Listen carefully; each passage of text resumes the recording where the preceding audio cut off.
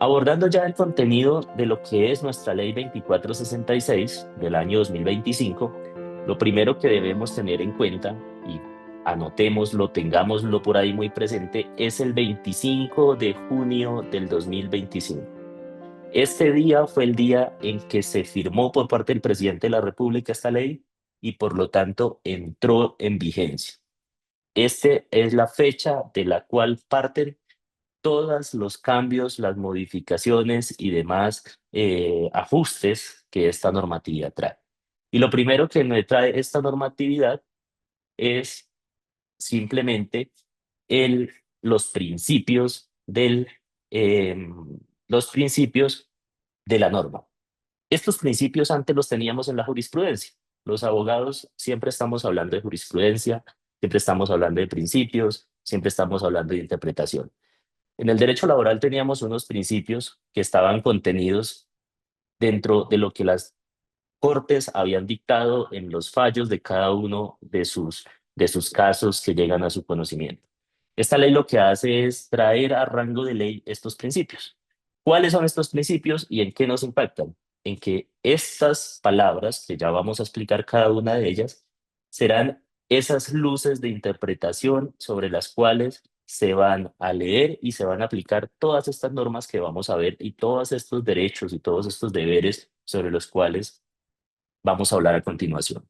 Igualdad de oportunidades, claramente es lo que hemos visto de la no discriminación, de que todas las personas por una misma función deben tener un mismo salario, siempre y cuando pues tengan las mismas condiciones de experiencia, de estudio y de funciones y responsabilidades. Remuneración mínima vital y móvil, hay que tener muy presente este principio porque acá se abre una discusión que se irá decantando con el tiempo y es la siguiente. Como ustedes conocen, hay una discusión a nivel jurídico laboral frente a los aumentos de los salarios todos los años. Uno de los casos puntuales era el salario mínimo se reajusta todos los 30 de diciembre con el decreto presidencial que determina cuál es el nuevo salario mínimo. Todas las personas que devenguen el salario mínimo automáticamente se reajusta el contrato a partir del 1 de enero para iniciar a devengar ese salario mínimo decretado para el año vigente. Pero había una discusión y existe aún, claramente aquí con esta norma ya empezamos a mirar hacia dónde se empieza a decantar o hacia dónde vamos a empezar, y es qué pasa con las personas que devengan un salario superior al salario mínimo. En principio, habían dos posiciones. Una posición decía que al ser superior al salario mínimo, la obligación era solamente de incrementar a quienes estaban acogidos por el salario mínimo. Todas las personas que devenguen un salario superior al salario mínimo, la empresa no estaba obligada a tener que reajustar este salario. Seguramente cada uno en sus empresas empiezan a pensar, esta es la situación que está pasando en mi organización, o esto fue lo que en su momento lo que aplicamos. Y existía la segunda posición, que es ya producto de la Corte Constitucional a través de algunas acciones de tutela, donde dijo, no, usted debe, señor empleador, mantener la capacidad adquisitiva del dinero en el tiempo. ¿Qué quiere decir eso? Que si bien es cierto su trabajador tiene un salario superior al mínimo, usted debería ajustarle ese salario al menos lo correspondiente al IPC causado durante el año anterior, con el ánimo de que el dinero no pierda esa capacidad para adquirir bienes y servicios. Esas eran las dos discusiones que teníamos hasta ahora. Con esta reforma ingresa este principio. ¿Qué me está queriendo decir este principio? Que la remuneración es mínima, vital y móvil. Con la movilidad en la remuneración, ya empezamos a mirar que lo que va en el tiempo a querer decantarse esta discusión es a que todos los salarios tendrán que reajustarse año a año, al menos los superiores al salario mínimo con el valor del IPC, y aquellos que están en el salario mínimo, pues claramente se mantendrá el reajuste anual de acuerdo con este salario. Entonces, este es uno de los principios ya importantes durante esta reforma. Hay que tener en cuenta, en estos momentos aún no tenemos decisiones judiciales basadas en la reforma, vendrán dentro de 2 años, vendrán dentro de 3 años y empezaremos a mirar la forma en que se empiecen a aplicar estos principios. Asimismo, empezamos a mirar hacia dónde va la discusión.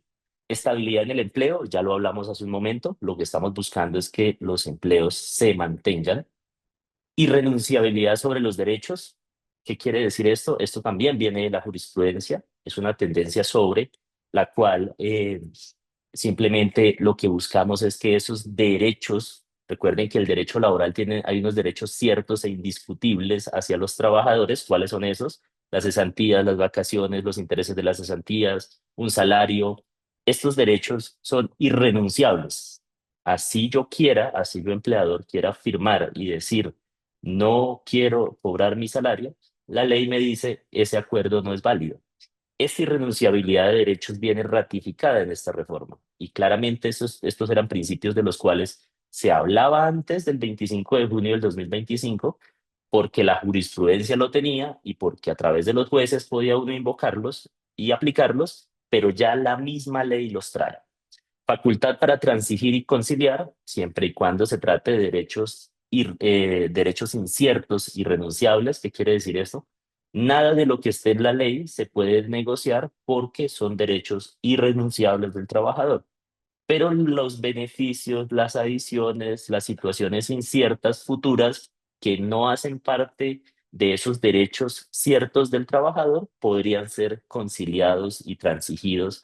Claramente está como siempre lo hemos hecho, sea ante el Ministerio del Trabajo o sea con un contrato de transacción directamente entre el trabajador y la empresa.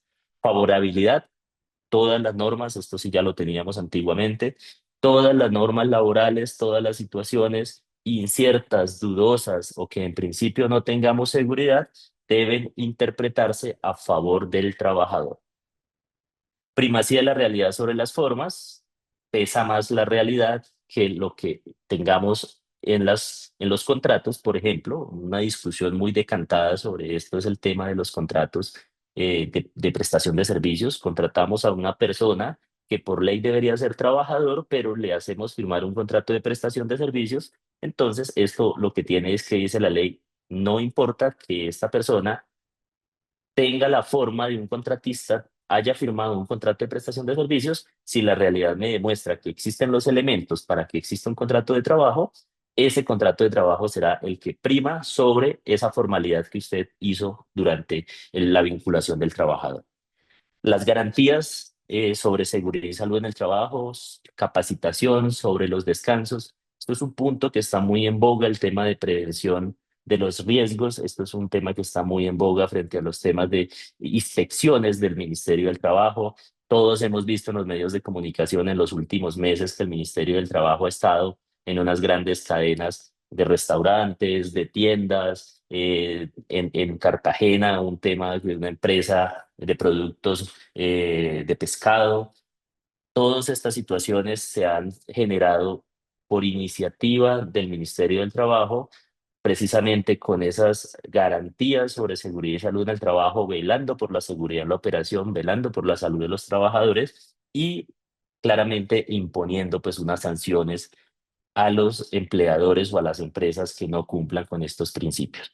La protección especial a la mujer, al campesino, a la maternidad, al menor de edad.